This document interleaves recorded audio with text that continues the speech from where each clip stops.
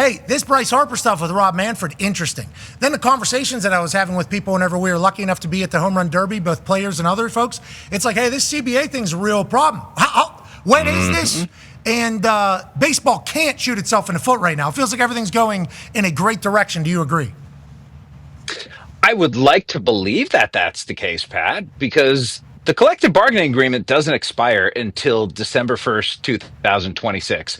So we got like another full year plus before it even becomes an issue and labor or a lockout potentially is in play. But where it's at right now isn't great. And I think the confrontation between Bryce Harper and Rob Manfred really illustrates the two parties that we have going on here.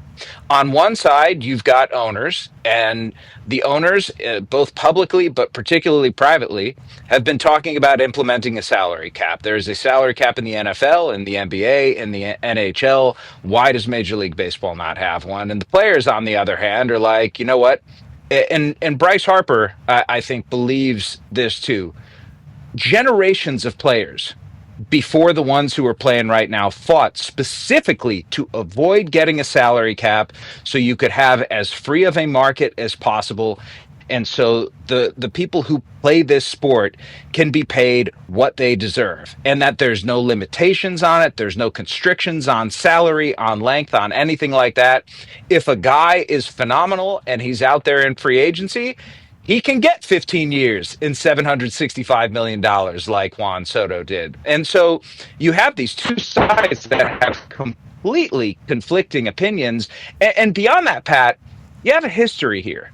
It's been since the 1970s that owners have been pushing for a salary cap in MLB. They lost the World Series in 1994 because players went on strike to avoid having a salary cap. So there's a deep history here, and you're seeing a lot of the same arguments, you're seeing a lot of the same points, but I would like to believe that at the end of the day, everybody involved understands. Yeah, I mean, everybody involved needs to understand that you cannot lose a season. You absolutely cannot lose a season because baseball is in a good place right now. Baseball has people like you who they're bringing in and who are actually watching the game and seeing it and being like, hey, like, turns out baseball's good. Cool sport. But a lot of games. Yeah, cool sport. They've got a long way to go and a large gap to bridge before they get to the point where I think the sides are going to agree on something. And I just hope the 2027 season is not the casualty to get there. All right, a couple years from now, let's assume that leverage is being flexed by both sides right now and that a good negotiation will take place and collective bargaining will happen and we'll continue to have greats playing great baseball, which is great for baseball right now. But I will say, Bryce Harper walking right up to the commissioner's face saying, get the fuck out of here. Yeah. Dog. Love it. Yeah. Absolutely. Yeah. The boys, I know there's some Spanish speakers in there that don't understand a lot of English, so maybe somebody had to translate to them what was happening there. That's what I learned at the home run. Oh, no. Nobody needed to translate what was happening. When Bryce Harper's holding a bat and walks up to the commissioner and says, if you want to talk about a salary cap, you can... Exactly what you said right there. Yeah, it's and here's the thing. Manfred went right back at him. Yes. Like, Rob Manfred dropped an F-bomb at him, too. This is my fucking clubhouse. You shut the fuck up. How about this? Give me a bat. Give me a bat. How about that? Nobody gives him a bat. I need a bat. That would be, oh, man. What a moment. That's baseball, baby. Yeah, just like the MLB. Just like MLB has plenty of time for this new CBA. That's right. December of 2026. That's right. Does Jet know that's next year? That's pretty close. Yeah, and these deals can get done early. You know. NBA does it early damn near every time. The NHL too, right? Did the NHL get the deal done early? Mm-hmm. The NFL, I don't know if the NFL will ever get it done early. Do we even have somebody to negotiate one of these? No. Is the NHL the last league to miss a year? Yeah, and it killed them. They were dead for like 4 or 5 years. It really killed the league. And MLB had a work stoppage, right? When? Yeah, mid-90s. 94, I believe. Yep. That's what he said. The 94 World Series changed because players opted out of playing or whatever. It's like they've had a work stoppage, and that it kills. The diehards will be there on the other side. Like, I think. The diehards will be there on the side. They'll be jaded. They'll be pissed, but they'll be there on the other side. It's like everybody else gets just like, oh, fuck off, basically. Like, that's how we got billionaires and millionaires fighting each other, and they're going to fuck these people, is how, like, the majority casuals feel. That is how Absolutely. That's like when the XFL guys came out. We're holding out.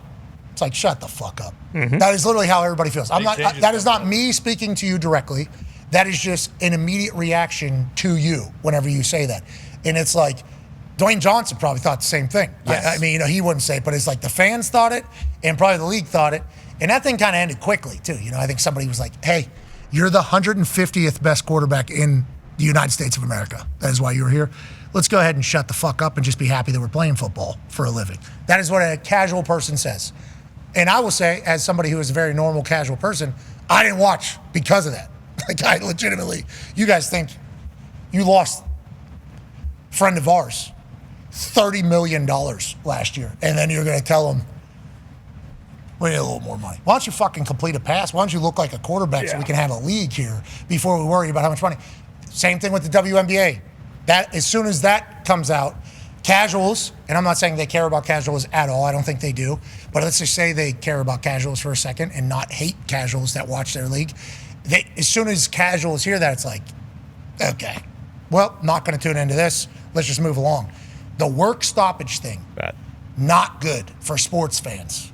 Like, that is just not the case. But the players got to do what the players got to do, and I think the owners feel the exact same way. So it's just kind of like dog chasing tail situation, and you just got to hope both sides want to get a deal done. But I'll tell you what, if both of them are grabbing bats and telling each other to get the hell out of the clubhouse, I don't know, brother. I don't know how that's going to go over there. And that's a good start, though. You get if guys like, Bryce and Aaron Judge and, Shohei, if they're the ones who are, like, really leading that charge, being like, fuck you guys. Those are the biggest stars in the league. That's why the NBA, because for the longest time, they had, like, their biggest stars were on the executive committee of the PA. How do you think the fans feel? I think it's tougher in the NFL and MLB because, like you said, like, you said the MLB right there. Yeah, I mean, in that context, and I also don't care. If you want to come at me for that, you can suck my dick. But so it's like, yeah, it's just I don't give a shit. That was a little aggressive. Well, I mean, they could, I guess. Yeah, sometimes you have to. But like hockey, we see those contracts. These guys are making, like, the best players are making like $8 to $9 million a year. Like, it's a little bit different in football and baseball when you see guys that have $750 million contracts. So I think even, like, some of the most diehard fans are like, you guys make enough fucking money. Like, make some concessions so we don't lose a season. But then you can see it from those guys' perspective. It's like a guy like Judge or Bryce Harper. It's like, hey, I'm in the prime of my career right now. Skeens. A guy like Skeens. Skeens has not hit his big deal yet. He hasn't had a big deal yet, exactly. So it's like, why the fuck? I'm putting up numbers that have never been seen before in the history of baseball. Why do I need to be the guinea pig to be like, oh, you know what? You're right. We should do a salary cap, and I'll take $250 million less dollars than what I've earned and what guys 2 years ago were making. Like, it's just, I don't know. I don't blame those guys. It happened in the NFL whenever they changed the draft payment. Mm-hmm. But those guys weren't already in the league. This would completely shin bash all your stars. Right. So they're going to be the loudest. And baseball is different, too, because the teams have basically, like, ownership over these players for a long time. So guys, yeah, they get massive deals, but a lot of times, like, you've already put in 6 to 7 to 8 years of service time before you actually get that massive contract. And again, like, look at, if Judge, like, luckily he only has like a little, UCL strain. He's only going to be out for 10 days. If he has to have Tommy John, he's missing the next 18 months. Like, he's missing a full season. So it's like any day these guys could, and then you might not be the same guy when you come back. So it's like you need to get paid when you have that opportunity. Good luck to all the boys out there, including Rob Manfred. Yeah. Sure. How about Judd Passon being like, Rob Manfred did not just exit the clubhouse. Yeah, he fired one back. He said, I like that. The fuck did you say to me? Why don't you shut the fuck up, Bryce? Look around, bub. This is my league. I'm going to be here longer than you. You know what? Take off all your clothes. Those are mine. And get the fuck out of here. That would have been awesome if you were just, like, knocked over a big thing of baseballs. These are mine. Yeah. Pick them up. How about just a Gatorade bottle? Yeah. That's mine. That's mine. Goes and grabs like 100 bats. Yeah. Just These are mine. See you later. Just Takes them all. What a scene. And the fact that got out immediately. Yeah. That was, as I was reading, I was like, did this just happen? Like, yeah. Yep, just happened. Somebody was in there. Holy fuck, man. You should see what just took place. And then jet past and excuse me. Rob Manfred, Bryce Harper? Yeah. Yeah. How much more information can I get? Something like this hasn't happened since the Starbucks incident at the 2025 scouting combine. No real implications on that one, though, right? Got out quick, though. Yeah, Schultz didn't drop an F-bomb, and Rap Sheet cried and called his mom or something. No, we called NFL security. Oh, yeah. No, they called him. Yes. They called him, and then he said, yeah, he came up to me in Starbucks, and then everybody was painting it as Rappaport called his dad because Jordan Schultz went into his dad's place and yelled at Ian Rappaport. And Rappaport's, can we please do some journalism here?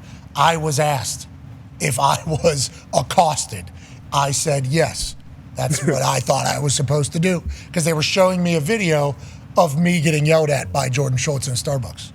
And that turned into Ian Rappaport's a little baby back bitch. In that situation, Jordan Schultz took his coffee. He said, give me that coffee. It's mine. Yeah, that's mine. Dad's. You're right. That's mine. Dad's. That's mine. Dad's.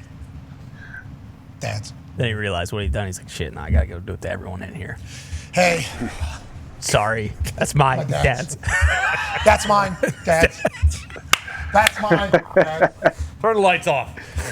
All of it. That's mine. Everybody Dad's. out. I'm using this as an office today. It's mine. Dad's. So I need 2 Americanos before you leave. Make it on mine. Dad's Yep. machine. Yeah.